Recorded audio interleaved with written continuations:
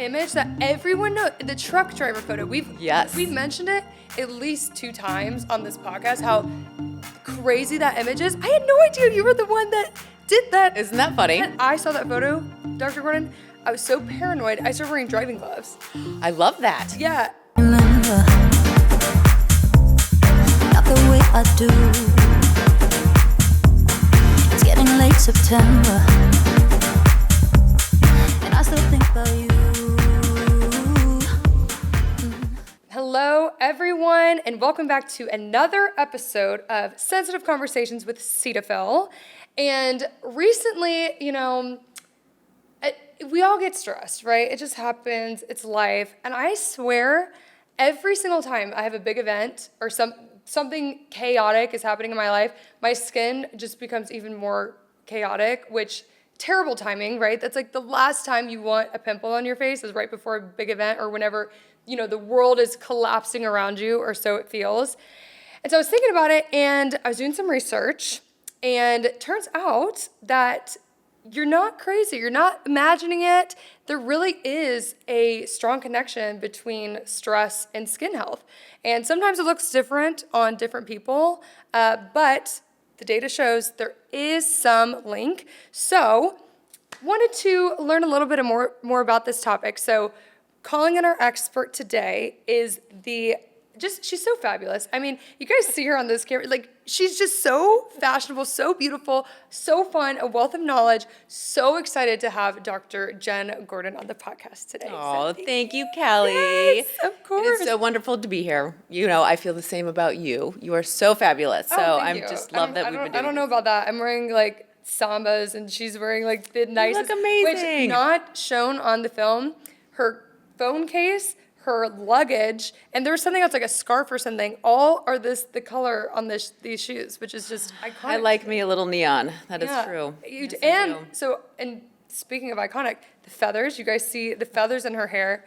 She said that she has had like this kind of look for almost like a decade now. Yes, it's like your thing. Once I started, I did not give them up. I love it. But I love them. I love it. So you're in Austin, Texas. So we're in Austin now. How long have you been in Austin for? So we've been here about 15 years now. So you're kind of considered a local at that point, yes. even though I'm not at all. Yeah. But we've seen it grown like crazy, but I absolutely love Austin. And where are you from originally? I'm originally from the Midwest. I am an Iowa girl. Okay. We moved here from Chicago, and but again, never looked back. I love it. I'm not surprised. You give good Midwesterners. I feel like always have a good. We're supposed to be nice, right? Yeah, I think you are. Like, my sister lives in the Midwest now, and she's gotten nicer as she's moved there. Yeah, we're from Florida, so Florida. Crazy. Just kidding. Yeah. Florida, it's something serious for sure. But you know what I learned about you? Literally on our way here, which is crazy. So on this podcast, you said you watched the episode. You'd probably heard me talk about it, and we've never actually posted the video because we didn't have the rights to the image. But the image that everyone knows, the truck driver photo. We've mentioned it at least 2 times on this podcast. How crazy that image is. I had no idea you were the one that did that. Isn't that funny? Had this, I guess you did the study for it, or what? Well, it wasn't exactly a study. It was a patient that actually happened to walk into the clinic. I was at Northwestern at the time doing a clinical trials fellowship. And we were so struck by this, obviously, that we took him into our photo lab and just kind of wrote up his story. Decided to just see if the New England Journal of Medicine would publish it. They happened to. And it went crazy. It is everywhere. I mean, that image haunts me in my dreams. Like, that is the whole reason. I'll tell you, the minute I saw that photo, because I saw it, I think Galderma might have even, kind of like used it. A lot of people tried to Everyone, using it. It is the craziest thing. And that was the moment that I was like, yeah, I'm wearing sunscreen. Like, I saw that photo, Dr. Gordon, I was so paranoid, I started wearing driving gloves. I love that. Yeah. They're going to come back. They are. Mm-hmm. There's some brands that have done a really good job at making them cute. Like, like trying to make it stylish, which I appreciate.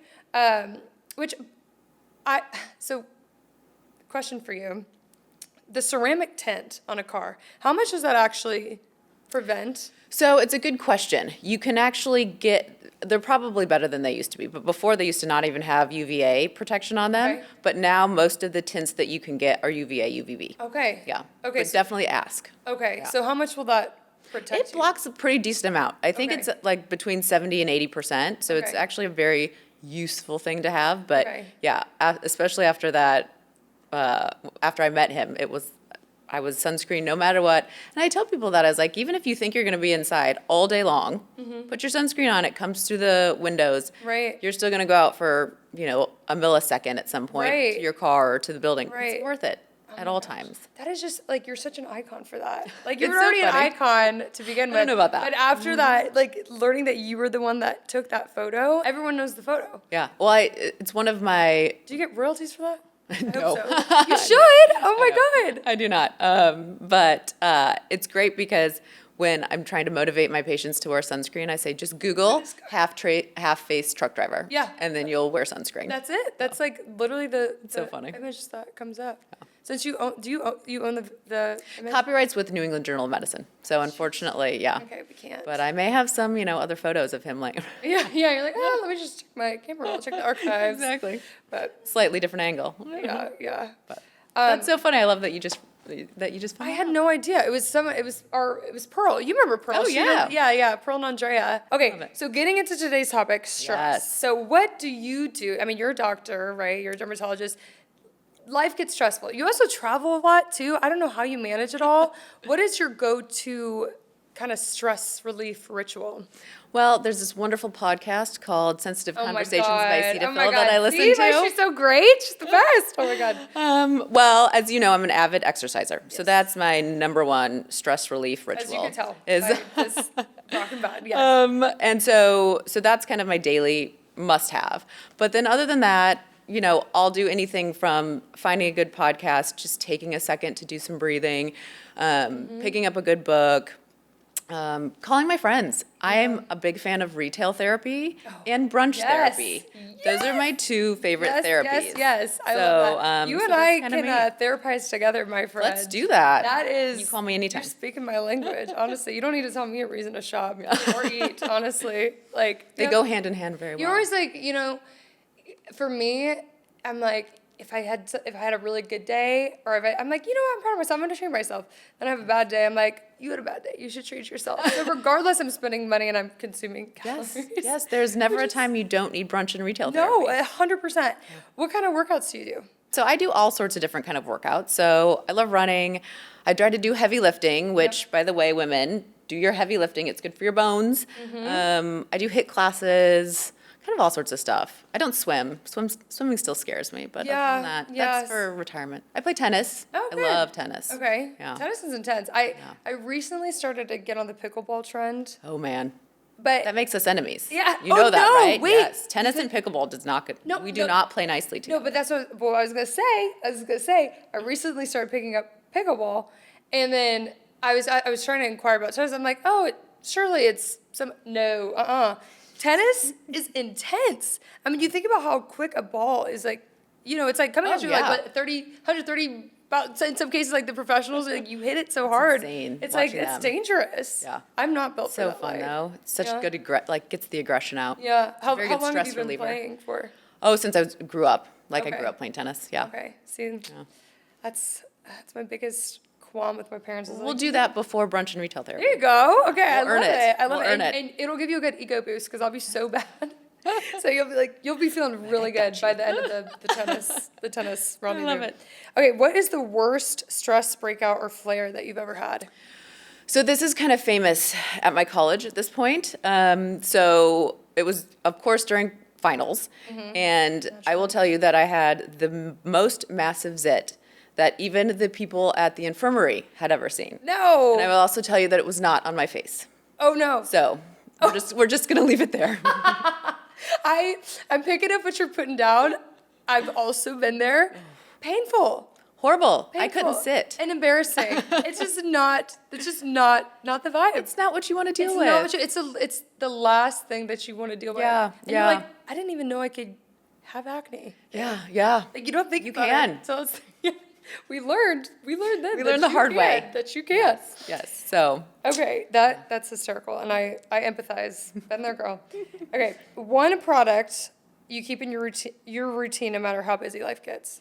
it's got to be sunscreen. Yeah. I wish I could have told my Obviously, 12-year-old self, obviously, but yeah. I was terrible. I was in the tanning beds. Yeah, I was too. I mean, of course, tan was in then, Yeah. but I wish I could have told my 12-year-old self to just use sunscreen every single day, no matter what. Yeah, there was a time, believe it or not, I had black hair, like dark. Ooh. Yes, I went through this phase. I was like, yes, I want to be like Megan Fox. I want to have the dark hair, light eyes. doesn't? But then it's like I was like, well, now I don't want to look washed out, so I'd go to the tanning bed every single day.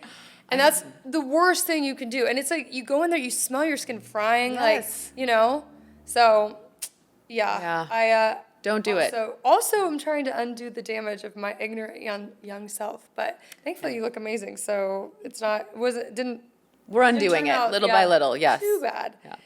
What was your first job, and what job would you have if you were not a dermatologist? So other than, mowing lawns, babysitting, my first big girl job, well, I worked in a lot of labs, but my first big girl job after college was bartending.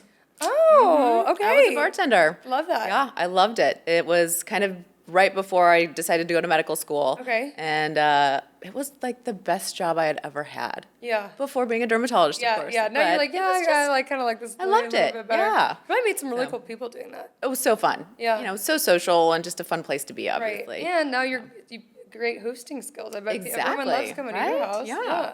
And but if I had to do a different career today, I'd probably be like a wedding planner or party planner. Really? Yeah. It just Huh. would be so much fun. That Hopefully. it would be fun. I would be terrible at it. I am like I'm just not that organized, and I don't make a have like spreadsheet an for eye. everything. But you have like an artistic eye, and everything. thank you. For your wedding, did you plan it or did you? Most of it, yeah. Okay. Okay. yeah. So you found. I pretty much micromanaged the entire thing. Do you? Well, but it's your But, wedding. Yeah, it's your wedding. Yeah. Like you want to be in control. Do you throw like a lot of parties, hosting, that I kind of stuff? love hosting. Yeah, I can see that. Absolutely. I Yeah. know. So my new secret dream is instead of, how you can do those mystery murder dinners? Yes. I want to do Hallmark Christmas dinners. Can I come? Yes. Please invite me. What? Yes. Well, Is it like a I will 3-hour give you drive? an in Okay. on whichever character you want to be. Oh, You know, thank that. you. Oh my God. Wouldn't I'm that be so hilarious? honored. Oh my gosh, I love this. Yeah. Yeah, that sounds amazing. That would be so funny. Okay, so diving into today's topic, Yes. stress and your skin. So what is actually happening when our body is stressed? Like what's going on? So great question. So when we get stressed, our body releases hormones. The biggest one is cortisol. Cortisol also has a tendency to release norepinephrine, epinephrine, which are the catecholamines that are your fight or flight response. And so it's kind of this vicious cycle of stress. Yep. As we know, our skin does not have a poker face. So anytime we're stressed on the inside, it shows on our skin. So if you think about cortisol and inflammation, things on the skin that are inflammatory in nature, acne, rosacea, seborrheic dermatitis, rashes, that kind of thing, while it's not caused by the stress, it's worsened by the stress. Okay. So anything inflammatory on the inside is going to make everything inflammatory on the outside worse. Got it. Okay. So I think too, when you think about stress, Yeah. your other rituals, go downhill. So you're probably not exercising like you usually do. You're not drinking enough water. Oh, that's so true. I Sleep didn't is a think about huge that. one. Yeah. A lot of people too, when they're stressed, they're touching their face or their skin more. Yeah, So it's also all these other kind of little activities that happen that will also lead to your skin showing your stress worse. Got it. What about like those breakout pimples? Like you're saying like Yes. the pimples. Like what's So good question. A lot of people say, okay, does stress make your skin more oily? It seems like it. Studies are mixed. So some studies say, yes, cortisol and stress will increase your sebum production. But there's a couple studies that actually showed that while acne increased in people during times of stress, the sebum production did not. Interesting. So yeah, so it's very interesting. I don't think we have that one completely worked out. Okay. But it feels like you're more oily when you're stressed Yeah, out. 100%. But could it perhaps be due to inflammation? Because I guess, does your skin become inflamed? So inflammation is obviously a mixed bag when it comes to what it can do. And although it probably has a little bit to do with sebum production, I think probably the hormones have more to do with the Oh, sebum okay. production. Got it. But inflammation is huge when it comes to acne. Got it. Yeah. Okay. So when that happens, what do you typically recommend? Well, go see your friendly dermatologist. Yes, always. Always see your derm. Always see your derm, 100%. But I think routine is the biggest thing you want to think about. And there's two different ways to think about this. So you have routine with your products, and then you have routine with what you do on a daily basis. So when it comes to products, don't change anything. If anything, take maybe things that are a little bit more harsh away from your routine and stick to something very gentle. Make sure you're doing your routine with your products. Don't let that slack. But don't go down a trendy bandwagon and go panic buy everything at Target that's great for acne. Right. Right. The other thing to do is, make, like we just talked about, your own routine. Make sure you're drinking water. Make sure you're not slacking on things that you normally do, like exercise and sleep and that kind of stuff. Yeah. And that will help your stress on the inside show on the outside. Yeah, 100%. I never even really thought about that. To think that, because when you're in the moment, you're stressed. Yeah. And all you're thinking about is, oh my God, I have this stress pimple. It must be just because, my body's like acting out because I'm stressed. But I never even thought about the other factors of like, maybe I'm not drinking enough water. I'm probably not sleeping great, not that diet plays a huge role in acne. Can though, yeah. We don't know. Yeah. Like, again, that's one of those kind of unknown Right. areas.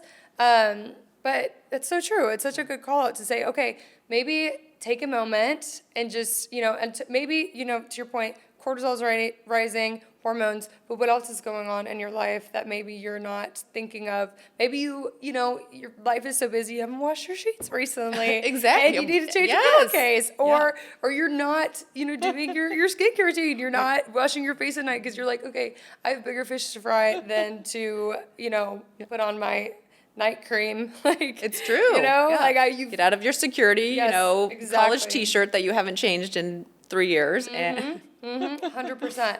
So what about patients, like, do you ever see, because it's one thing if you have relatively healthy skin and you're just going about your day and then you have this awful pimple and you're like, good God, what is wrong with me? What about patients that actually have like clinical diagnoses like eczema or psoriasis or anything like that? Does stress, is there any sort of data that links stress to those kind of flares? It's a good question. I don't know if there's, from a true data standpoint, but anecdotally, 100%. Okay. Stress makes everything on the skin worse. And I think it is that inflammatory cascade where, stress causes inflammation. Inflammation is the, main driver of eczema, psoriasis, hives, that kind of thing. And so if you have that elevation of inflammation in the body, you're going to see those conditions worsen.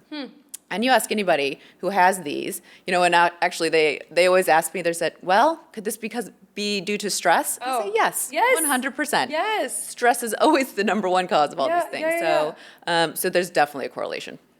When patients come in, even say for eczema, because that is such a Yes. like, is that one of the first questions you ask, or like, are you How stressed out are you right now? Tell me what. I know you're a dermatologist, but I'm not asking your therapist right now. What's going on? Exactly. Talk to me. I call myself the skin therapist, Yes, I'm not going to be your therapist, but I'll be your skin therapist. Yes, but Tell me about your stress. Tell me about your stress. Let's get it under wraps. I know. 'Cause, Which is impossible, right? It's... I know. It's one of those things. It's like, don't be stressed. And then you're like, just more What do you mean, don't be stressed? Yeah, exactly. Oh my God. My biggest thing is when I'm going to sleep. So I'm a freak about my sleep. Like, if I don't get 8 hours, I am a force to be reckoned with, and not in a good way. Like, you don't be around me if I got less than 8 hours. And so sometimes when I'm traveling or I'm busy and I'm going to bed, I'm like, okay, I need to fall asleep right now. It's 10 o'clock. I have to wake up at 6 a.m. I'm like, go to sleep. And then I get so stressed about going to sleep and like not having 8 hours of sleep, and then I can't sleep. And it's this horrible cycle. It's horrible. I'm so bad about that. But it's one of those things. It's the people tell you to same. do it, and you're like, respectfully, shut up. Like, you're not helping. You're just making it get worse. rid of your stress. Yeah. Just go to sleep. Just be chill. All those easy Just be things. normal. Yeah. Yeah, Yeah, definitely very easy. not I feel ya. the reality, not the reality. Okay, so you mentioned, in those stressful periods of time, advice to those people: don't switch things up, right? Yeah. Don't try things new. Is there anything specifically that they should avoid? So, You know? yeah, good question. I think, some of us do have some of those exfoliants or salicylic acid or things that are a little bit more harsh on the skin as part of our daily routine or even weekly routine. And those you might want to just take out.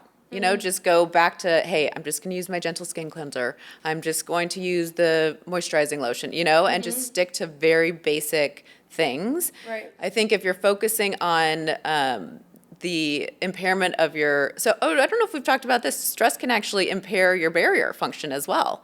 And so, yeah, there's actually some really interesting studies on it. And so they actually saw a weakened skin barrier during times of stress. And they Interesting. followed these people during finals and then when they came back after break and stuff. And so if you take back things that are going to impede that skin barrier or injure it and put things on that are going to help it, like the gentle skin cleanser and moisturizing lotion, if you can help repair that, I think your skin is going to be less kind of angry, or less likely to get angry. Right. And I think that can be a huge help. Yeah. What about, I feel like stress picking is a thing. Do you see that Oh, ever? yeah. So same, you touch your face Yeah. more.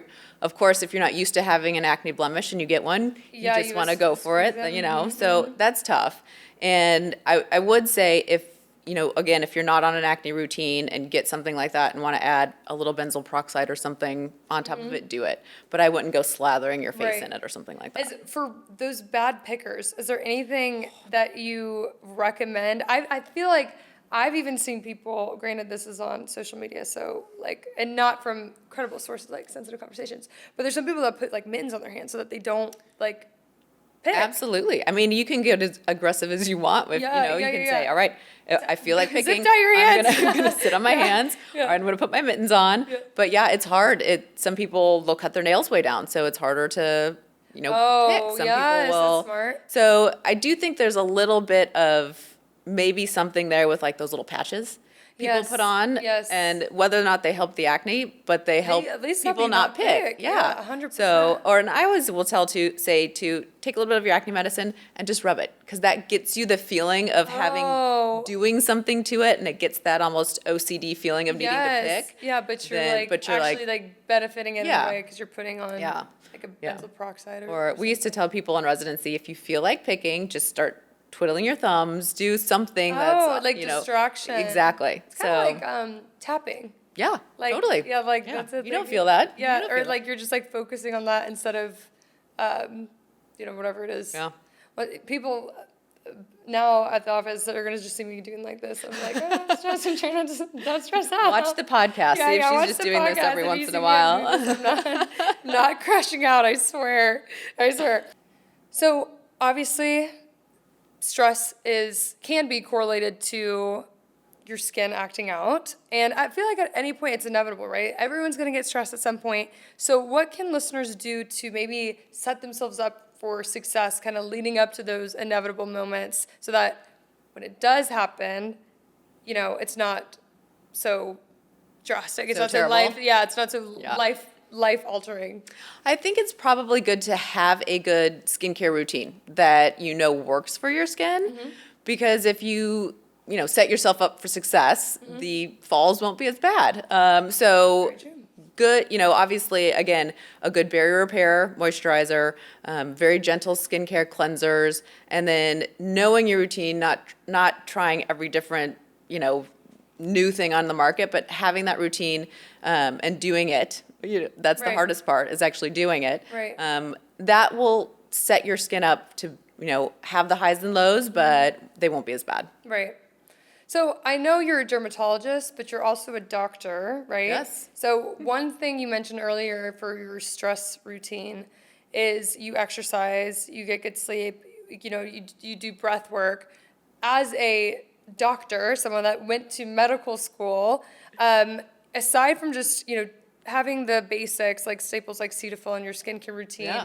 using quality products, what other, lifestyle advice do you have for people during that time, when things do get busy? Because I know for me, when I get stressed, I just default to, okay, I eat a bunch, I don't work out, because I'm in my head, I'm that's the last thing I need to worry about, right? I'm like, be easy on yourself. Just like eat the cheeseburger. Don't go to the gym, whatever. But then inevitably, I don't feel better, right? No. So like, what are some other, I guess, lifestyle tips? I think the thing is, like we talked about, really stick to routines that you know are good for you and that you like. So even if you say, no, I'm going to give myself a pass today. No, at least go for a walk. Maybe Right. don't go for a run, go for a walk. But I think the more that you can stick to things that your body's used to and that work for it, the better. And I would say try something new in the sense of maybe I will listen to a new podcast. Maybe I will pick up that book. Maybe I will, go down to the new corner store or new brunch place and see what they have. Right. But I think too, call your friends, phone a friend. Yeah. I mean, we don't use our friends enough in this day and age. We feel like we have to do it all ourselves. Right. And that's not how we should function. We have friends for a 100%. reason. Yeah, 1,000%. Yeah. Shout out to my girls out there that I call Same. you when I am crashing out. And you are my free therapist. Thank you, girls. You know who you are. I'm always, FaceTiming them when things get rough. And you're right, it does help. It does. You need that social interaction. You need It releases its own community. endorphins. Yeah. 1,000%. 100%. All right, so now we're going to go into some myth busting because I feel like who doesn't love to debunk a myth? Set the Yes. record straight. So first, I'm just going to go through the list. So first one, stress causes acne. So false. It doesn't cause it, but it can make it worse. Okay, for all the reasons Yes. that you mentioned. Okay, stress makes your skin oily. Mixed. Okay. So some studies suggest yes, that it can make the sebum production go up, but some studies say no. Okay. So we don't know. We don't know. We don't know on that one. Sorry. No debunking. That's okay. What about chocolate? Chocolate causes breakouts. I have heard this one, like sugar. Oh, Sugar yes. causes breakouts. So people talk about this all the time. Our joke used to be, chocolate doesn't cause breakouts unless you're actually rubbing it on your face. Okay. Yes. However, if you do, go off your diet, start to eat a lot more sugar than you're used to, that high glycemic level sometimes can cause an inflammatory response. Okay. Yeah. So there's some truth. So if I'm like, There's some I truth don't really to it. eat chocolate a lot, but if I'm spiraling out, You're I'm like, stress eating. I'm like, okay, give me a chocolate bar. That's like, I need a little dopamine hit. Got it. Okay. There's nothing you can do for your skin when you're stressed. True or false? Very false. Come on now. I know. Why are we I think here? that in this podcast. There's always something you can do. Yes, there's always something you can do. Obviously, you can call your dermatologist. Yes. But you can, keep your routine. You can, go back to the gentle routine that you're used to. You can put in products that perhaps you didn't use before, but that are on the more gentle side, like the moisturizing lotion and gentle skin cleanser. And then also just, be good to it. Don't try to strip it. Don't try to overly cleanse it. Just stick to what's good for it. Right, 100%. Medicine is important and it is so helpful, but there's so many other things like even just mindfulness, like breathing and kind of a holistic approach to say, like kind of manage your acne or probably other things too, I guess like eczema or whatever to kind of prevent that. Yeah. So I like that. It is interesting. Yeah. I feel like it's been very tough ever since COVID with the anxiety. I think the anxiety, anxiety and stress are like best friends, obviously. And so I think it's been really hard for people since then with anxiety, not just in general, but for skin. Yeah. There has been so many things that we've seen post-COVID that are different than it used to be. Like I think COVID actually probably had a little bit of it affected every organ, obviously, but I saw people, dermographism, where you can, write your name on your skin and it glows bright red and within a couple minutes. No. Oh yeah, so a good Google. But so dermographism is really interesting, and some people are born with it. So it's like, okay, I get scratched and I know it's going to be bright red. But after COVID, so many people would come in and say, I scratched myself and I'd have marks for an hour. Interesting. And so there was something there that I think it's an inflammation thing and a histamine thing that people's skin was going crazy. Interesting. Yeah. What would you say, because you mentioned you're like stress and anxiety go hand in hand. What would you say are the differences between stress and anxiety? Because I kind of like, in my head, Yeah. I'm like, what is the difference actually? Like, It's a great question. I think anxiety is worrying that you're stressed. Yeah, no, so true. So true. Wait, am I stressed or am I not you're stressed? like, oh my I'm God, not sure. Oh my God, what's happening? Be not stressed. Yeah. I don't know. We'd have to look and see if there's a true definition. Yeah. I'm sure there is, but There is. yeah. So, takeaway here, stress, it's inevitable. It happens to all of us at some point. But the good news is that there's always something you can do, like see your local dermatologist, like Dr. Gordon. Dr. Gordon, if people want to hear more of you and see more of you, where can they find you on social media? So the easiest place to find me is Instagram at @liveinthederm. Cute, very cute. Love that. But yes, I'm here in Austin, Texas too, if anyone's local and wants to find me. Amazing. Well, thank you so much, Dr. Gordon, for being on. This is amazing. So fun. I always learn so much. I'm definitely going to be doing my breathing exercises and physical exercises to make sure I don't get another zit when things get a little crazy. But for those of you watching, be sure to like, subscribe, and comment below what questions or topics you'd like us to ask our next expert. So we'll see you next time. Bye. Bye. Remember, not the way I do. It's getting late September.